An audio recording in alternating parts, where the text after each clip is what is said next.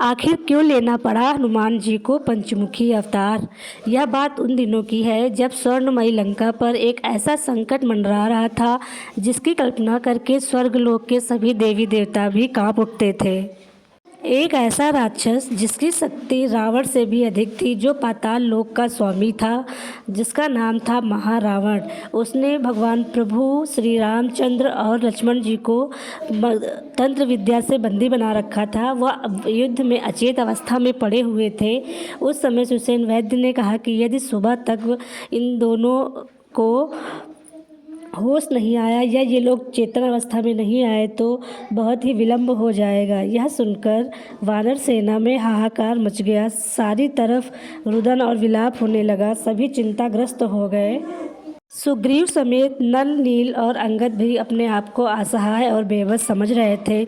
उस समय एक ऐसा योद्धा जो अपनी मुट्ठियां कस के खड़ा, गुस्से में लाल आंखों से अंगारे निकल रहे थे, बहुत ही क्रोधित होकर, वो थे पवन पुत्र हनुमान, जो अपने प्रभु श्री रामचंद्र की ऐसी हालत देखकर, एक ऐसा योद्धा, एक ऐसा भक्त जिसका सब कुछ उस समय दांव पर लगा हुआ था, जो जिसके लिए प्रभु श्री राम ही सब कुछ थे, उनको इस अवस्था में देखकर उनको सहन नहीं हो रहा था। उनकी आंखों से निरंतर अश्रु प्रवाहित हो रहे थे, किंतु ये अश्रु हार के नहीं थे। ये अश्रु थे भगवान हनुमान के, अपने भक्त, अपने प्रभु श्री राम के प्रति दया, करुणा और प्रेम के अश्रु थे। उन्होंने सुसेन वैद्य से पूछा कि वैद्य जी, आप बताइए क्या उपाय करना पड़ेगा। अब मैं अपने प्रभु श्री रामचंद्र को अपनी हर एक सांस, अपनी आखिरी सांस तक बचाने का प्रयास करूंगा। उस समय सुसेन वैद्य जी ने कहा कि हनुमान, ये कोई साधारण घाव नहीं है, ये तंत्र मंत्र विद्या का प्रभाव है। किसी ने प्रभु श्री राम और लक्ष्मण की आत्मा को तंत्र मंत्र से बंदी बना रखा है। संपूर्ण वृतांत को सुनकर विभीषण ने कहा कि हे हनुमान, मैं जानता हूँ यह किसका काम है। यह रावण के भाई महारावण का काम है, जो पाताल लोक का स्वामी है।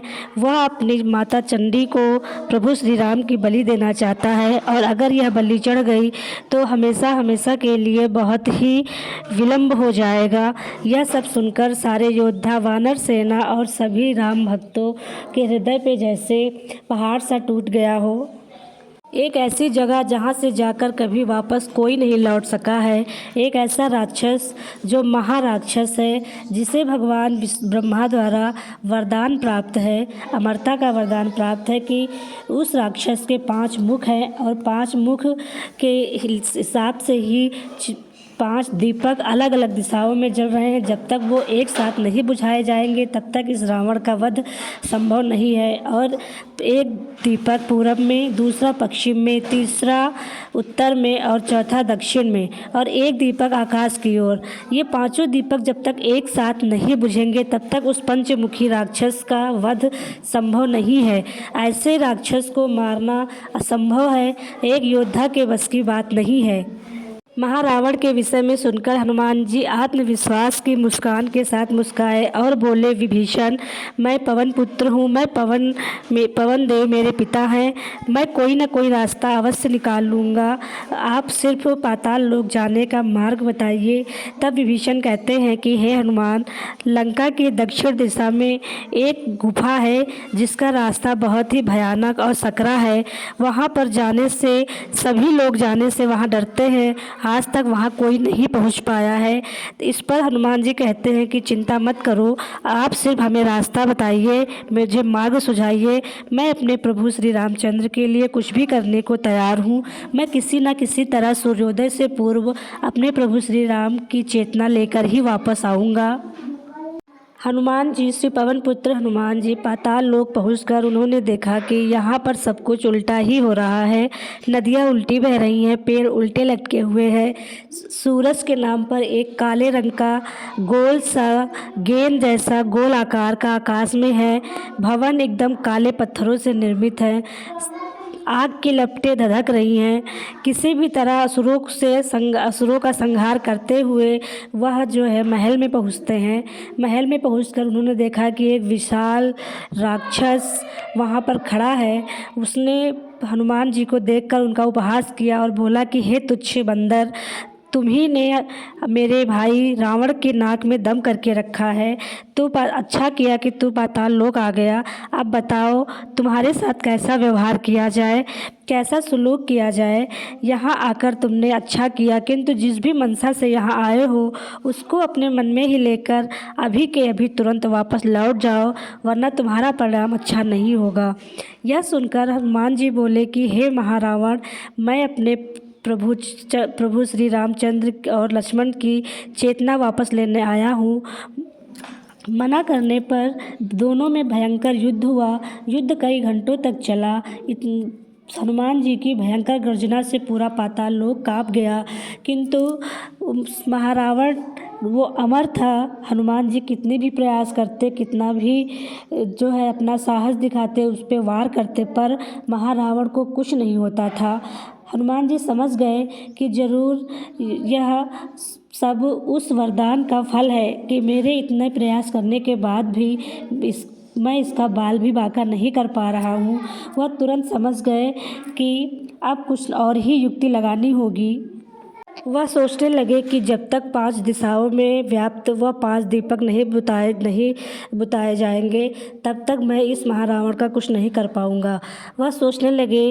उन्होंने अपने पिता के पवन पुत्र की एक बात उनको याद आ गई कि उन्होंने कहा था कि हे पवन पुत्र, तुम मेरे पुत्र हो और मेरी सारी शक्तियाँ तुम्हारे अंदर निहित है, समाहित हैं, और तुम जब चाहो तब अपने इनका प्रयोग कर सकते हो। तुम अपने शरीर को कई भागों में विभक्त कर सकते हो, कोई भी रूप धारण कर सकते हो। यह सब बातें याद करके भगवान हनुमान के आँखों में एक चमक आ गई।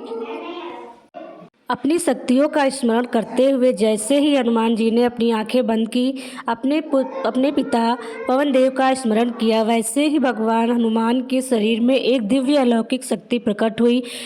ऐसा प्रकाश उत्पन्न हुआ कि तीनों लोकों में उस प्रकाश को वह प्रकाश प्रकाशित हो गया। और इस प्रकार हनुमान जी ने पंचमुखी रूप धारण किया। सबसे पहला मुख पूरब दिशा की ओर, जो भगवान विष्णु का बराह अवतार था, जिन्होंने समुद्र में प्रवेश किया था। दूसरा मुख नरसिंह भगवान का था, जो पश्चिम दिशा की ओर प्रकट हुआ। यह घमंडी हिरण्यकश्यप को मारने के लिए भगवान विष्णु ने नरसिंह अवतार धारण किया था। तो सेकेंड मुख उनका नरसिंह मुख के रूप में प्रकट हुआ। उत्तर दिशा की ओर तीसरा मुख, जो गरुड़ का था, जो भगवान विष्णु का वाहन था, वह प्रकट हुआ। और दक्षिण दिशा की तरफ चौथा मुख हयग्रीव का प्रकट हुआ, जो न्याय और ज्ञान के देवता थे। और पांचवा मुख स्वयं भगवान हनुमान का था, जो भक्ति और समर्पण का प्रतीक था। इस प्रकार हनुमान जी ने पंचमुखी रूप धारण किया। उनका पंचमुखी मुख, 10 भुजाएं और विशाल शरीर देखकर महारावण भी चौंक गया। उस अद्भुत प्रकाश और विशाल शरीर को देखकर सारे राक्षस भाग खड़े हुए। महारावण और हनुमान जी में बहुत समय तक युद्ध हुआ, किंतु अब महारावण अमर नहीं था। हनुमान जी अपनी एक ही गदा के प्रहार से उन्होंने उसके 5 सिरों को कुचल दिया। इस तरह से महारावण का अंत हुआ। और अंत में महारावण ने कहा कि हे हनुमान, तुम धन्य हो, तुमने वो कार्य करके दिखाया है जो असंभव था, जो कोई नहीं कर सकता था, इसलिए तुम धन्य हो। इसके बाद हनुमान जी के चारों मुख अवतारों ने चारों दिशाओं के दीपक बुझाए और आकाश का दीपक स्वयं भगवान हनुमान ने बुझाया। और इस प्रकार उस महारावण का खेल खत्म हुआ। और फिर हनुमान जी ने अपने प्रभु श्री रामचंद्र और लक्ष्मण जी की चेतना को ढूंढने का प्रयास किया। उन्होंने देखा एक दिव्य खंभे से 2 प्रकाश चमक रहे हैं। वो समझ गए कि यही मेरे प्रभु श्री रामचंद्र जी का चेतन स्वरूप है। हनुमान जी ने अपने पंचमुखी स्वरूप से अपने प्रभु श्री रामचंद्र की चेतन अवस्था को मुक्त कराया। अब सूर्योदय में कुछ ही समय शेष बचा था।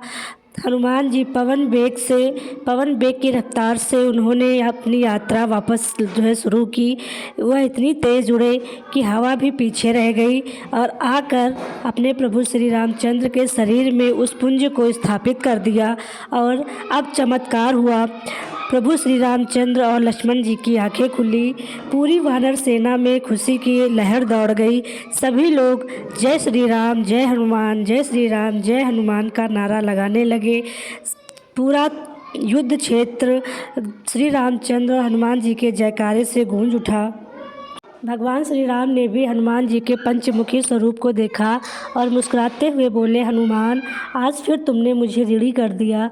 तुम्हारी वजह से आज मेरी जीवन की रक्षा हुई है। मैं जीवित हुआ हूँ, इसलिए मैं तुम्हारा हमेशा ऋणी रहूँगा। हनुमान जी ने प्रभु श्री रामचंद्र के चरणों में गिर कर उनसे प्रार्थना की कि हे प्रभु, मैं तो आपका दास हूँ, आपके बिना मैं कुछ नहीं। इस पर भगवान श्री रामचंद्र ने कहा कि नहीं हनुमान, तुम मेरे दास नहीं हो, तुम मेरे सखा हो, तुम मेरे भाई हो, तुम मेरे सबसे अतुलनीय भक्त हो। जय श्री राम।